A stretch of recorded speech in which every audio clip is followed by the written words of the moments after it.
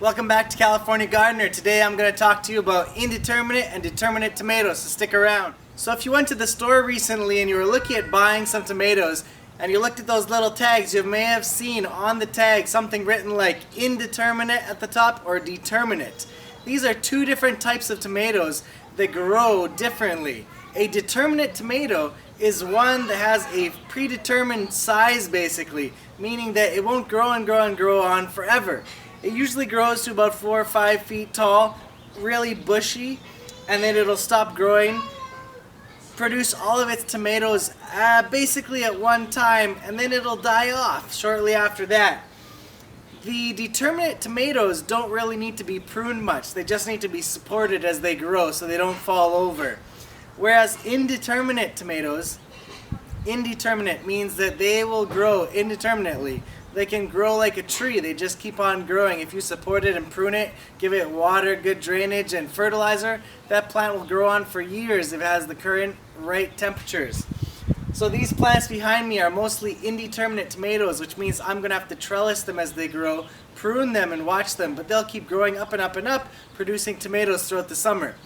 Indeterminate tomatoes take a little bit more work, but they really do produce a lot of tomatoes as well. Indeterminate tomatoes need aggressive pruning. You'll see in another one of my videos how to prune these tomatoes by snapping off all the suckers at all the intersections. To really make good, strong, healthy, big tomatoes, you really only want 1 or 2 main vines going up from the base of that plant. Break off everything else. Leave the fruiting flowers and tomatoes on the plant, otherwise you can break off a lot of the other stuff that isn't necessary and just steals energy from the plant. So that's basically what you need to know about growing indeterminate and determinate tomatoes. If you plan on planting them in your garden, I usually recommend planting a mix if you can. You should plant the indeterminate separate from the determinate, because sometimes the indeterminate will grow way too big and shade your determinate plants and they won't really do that well. So I hope this information on determinate and indeterminate tomatoes has really helped you plan on planting your garden appropriately throughout the season and knowing what you have growing. So if you want to keep on watching the California Gardener, just click one of these video links right on here. Welcome back to Veggie Gardener. We're here today just showing you my little herb spot.